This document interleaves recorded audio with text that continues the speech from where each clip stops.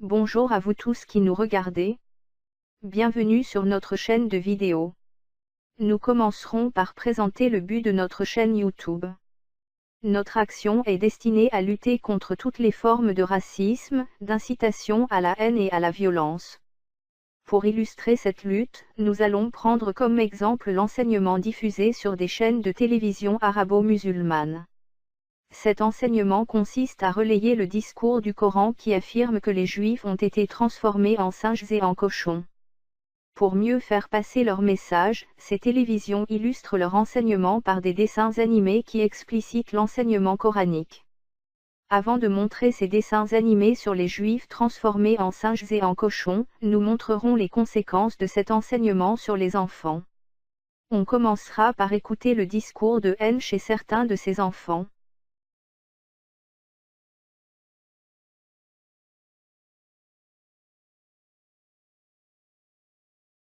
Sur les images qui suivent, cet enfant considère les infidèles comme les descendants des singes et des cochons. L'autre enfant glorifie le djihad et récite la malédiction rituelle demandant à Allah d'exterminer les infidèles. ونحن لا نحيي سنته ويهان اسم رسول الله صلى الله عليه وسلم على صفحات الجرائد من أولاد القردة والخنازير ونحن عاجزون عن فعل أي شيء فداك أبي وأمي وروحي يا رسول الله. أقول يا أهل الله يا مسلمون، لقد كنتم ملاك الأرض وسادتها وقادتها، وأجدادكم من الصحابة قد سابوا الأرض وعمروها وبشرع المولى حكموها. أين أنتم من أجدادكم يا أحباب الله ورسوله؟ اللهم انصر المجاهدين في سبيلك الذين يجاهدون لإعلاء دينك. اللهم انصرهم على أعدائهم. اللهم انتقم من أعدائك يا رب العالمين. اللهم لا ترفع لهم في الأرض راية ولا تحقق لهم غاية، واجعلهم لخلقك عبرة وآية. اللهم اقتلهم بددا واحصهم عددا ولا تغادر منهم أحدا، لا والدا ولا ولدا.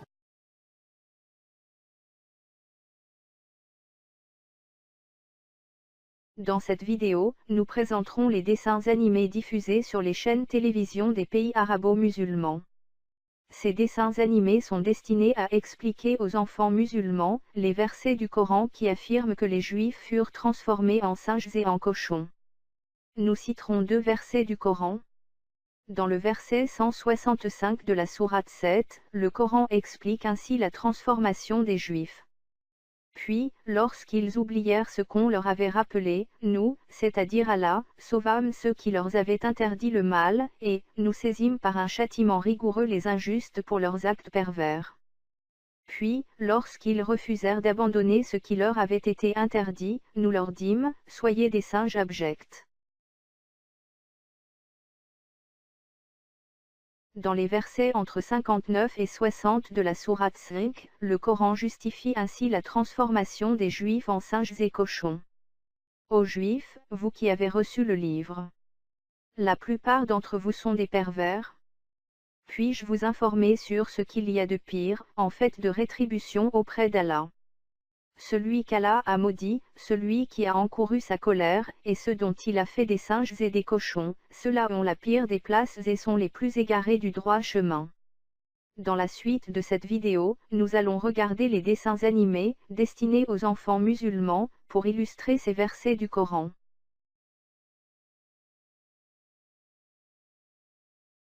Dans ce premier dessin animé, on commence par montrer le prophète musulman, qui rappelle aux Juifs d'obéir au commandement d'Allah. Ensuite, le dessin animé montre le refus des Juifs qui ne s'intéressent qu'aux richesses de ce bas monde.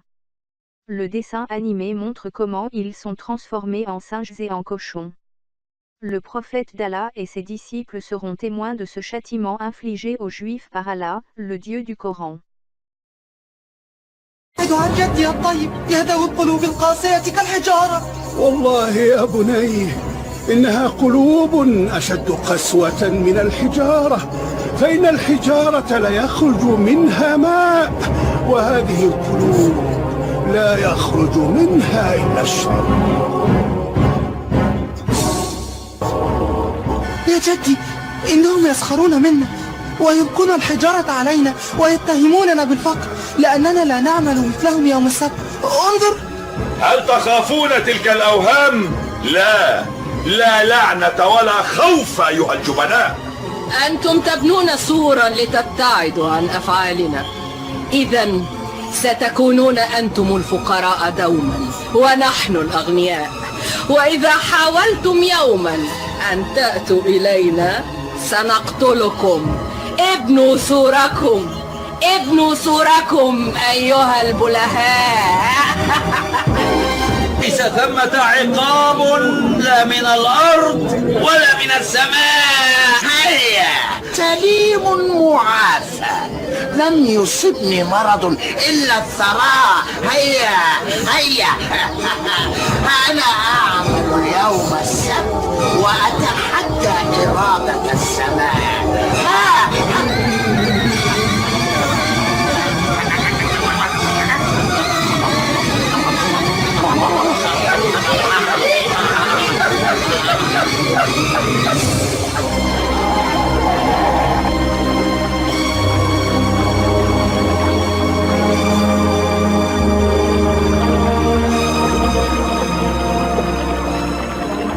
انظر يا بني، لقد صار الشباب منهم قردة والشيوخ خنازير.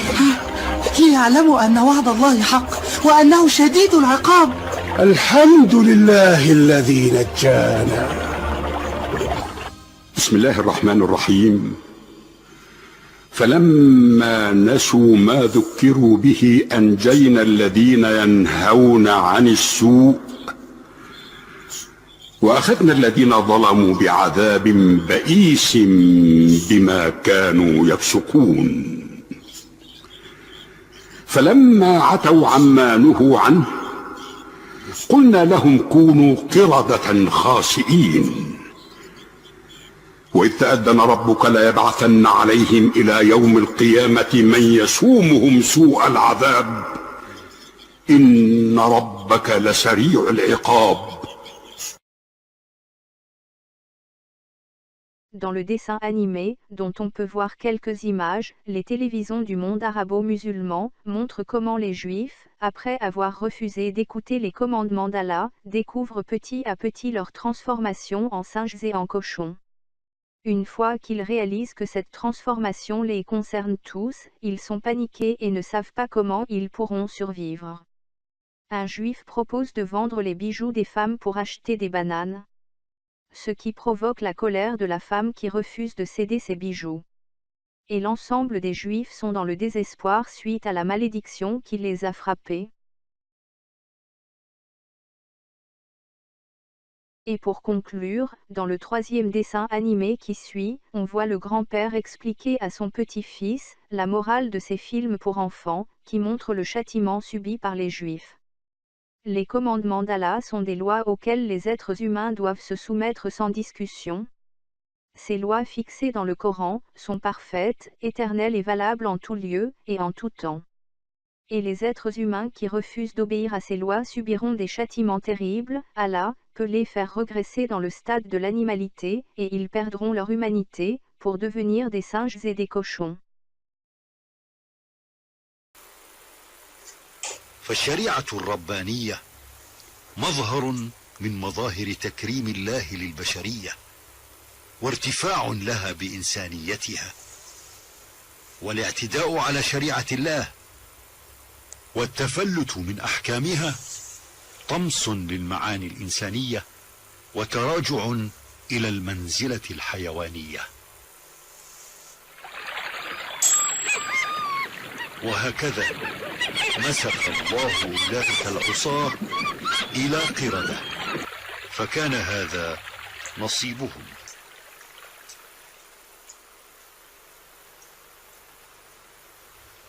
والآن يا ماجد، ما الذي استفدته من قصة أصحاب السبت؟ لقد تعلمت يا جدي ضرورة طاعة الله وعدم عصيان أوامره، وأن الاستجابة لطاعة الله سبيل الفلاح والنجاة، وأن عصيان أوامره سبيل الهلاك والدمار. Parmi les plus hautes personnalités musulmanes, qui déshumanisent les Juifs, on peut citer Mohamed Morsi, qui a été président de l'Égypte. On peut le voir en train de dire qu'il ne peut y avoir de paix entre les musulmans et les Juifs, parce qu'il les considère comme les descendants des singes et des cochons. Ces paroles de Mohamed Morsi apportent la démonstration que le discours raciste est bien enraciné dans l'enseignement musulman. La déshumanisation des Juifs n'est que le prélude de l'incitation à la haine et au meurtre. De nombreux versets du Coran enseignent que les Juifs sont les ennemis des musulmans. En conséquence, le Coran interdit aux musulmans d'éprouver de l'amour ou de l'amitié sincère envers les Juifs. Bien au contraire, le Coran prescrit de les combattre jusqu'à ce qu'ils se soumettent aux maîtres musulmans et qu'ils paient le tribut dans l'humiliation, en acceptant leur statut d'infériorité. Il est donc inconcevable que les Juifs possèdent un État souverain sur une terre ayant appartenu au monde musulman. Conformément à cette logique musulmane, Mohamed Morsi ordonne d'élever les enfants dans cette haine éternelle du Juif. Mohamed Morsi affirme que les enfants musulmans doivent être nourris avec cette haine envers le peuple juif. إما الصهاينة وما يريدون وإما الحرب. هذا ما يعرفه هؤلاء المحتلين لأرض فلسطين المعتدين على الفلسطينيين، هؤلاء مصاصي الدماء مشعلي الحروب أحفاد القردة والخنازير.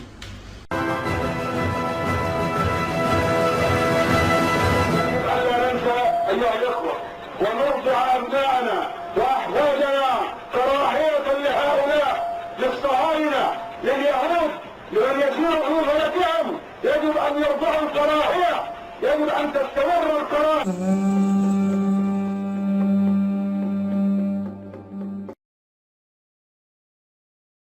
Les plus hautes autorités musulmanes, qui se présentent en Europe sous un air affable, participent à cette déshumanisation des mécréants et des Juifs. On prendra l'exemple d'Al-Qaradawi, qui présente aux côtés de Tariq Ramadan, l'Institut de recherche sur le droit musulman et l'éthique. Ce même Qaradawi est écouté par des millions de musulmans. Il n'hésite pas à justifier l'Holocauste commis par Hitler et les nazis, comme une punition infligée aux Juifs par Allah. Dans ses prêches, il maudit les Juifs et implore Allah, pour qu'ils soient exterminés en conformité avec le verset 30 de la sourate 9 qui affirme: les Juifs disent, Uzair est fils de Dieu, et les chrétiens disent, le Christ est fils de Dieu. Telle est leur parole provenant de leur bouche. Ils imitent en cela le dire des mécréants avant eux. Qu'Allah les anéantisse.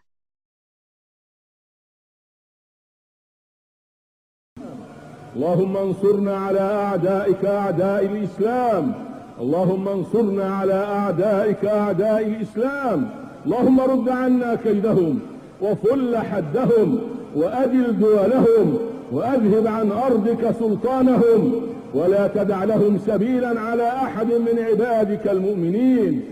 اللهم عليك باليهود المعتدين الغادرين، اللهم عليك بالأمريكيين المعتدين، ثم عليك بهذه الطغمة اليهودية الصهيونية الباغية، اللهم لا تبق لهم من باقية، اللهم احصهم عددا واقتلهم بددا ولا تبق منهم أحدا، اللهم احصهم عددا واقتلهم بددا ولا تبق منهم أحدا. Pourquoi tant de haine? Pour répondre à cette question, il faut lire le Coran et analyser avec lucidité les prescriptions de ce livre sacré de l'islam.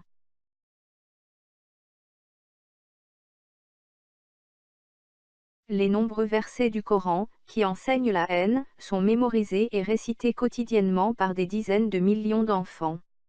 Cet enseignement coranique constitue le terreau fertile, où prend naissance cette haine terrifiante.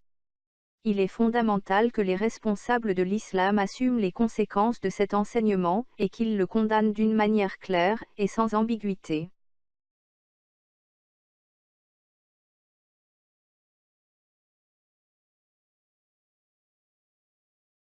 Agissons maintenant.